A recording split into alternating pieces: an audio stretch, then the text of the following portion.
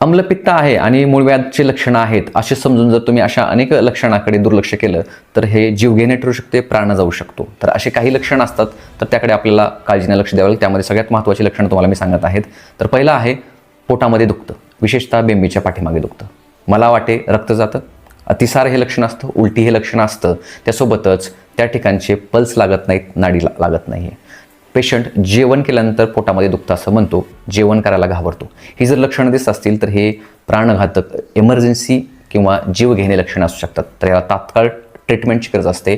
याला SMA superior मेझेंट्रिक artery block म्हणतात. उदरामध्ये असणारी जी शुद्ध रक्तवाहिनी आहे त्यामध्ये जर ब्लॉकेज झाले तर हा व्याधी होतो. तर एक इमर्जन्सी ट्रीटमेंट आहे. तुम्ही जवळच्या आयुर्वेदिक कन्सल्टंटला लागलीच दाखवलं किंवा एका मॉडर्न मेडिसिनमध्ये किंवा ॲलोपॅथीमध्ये वॅस्क्युलर सर्जन किंवा MD मेडिसिनला दाखवलं तर तुम्हाला उपशय मिळू शकतो. त्यामुळे साधे उपचार घेऊन टाळाटाळ करू नका, दुर्लक्ष करू नका, योग्य उपचार घ्या, जीव वाचवा.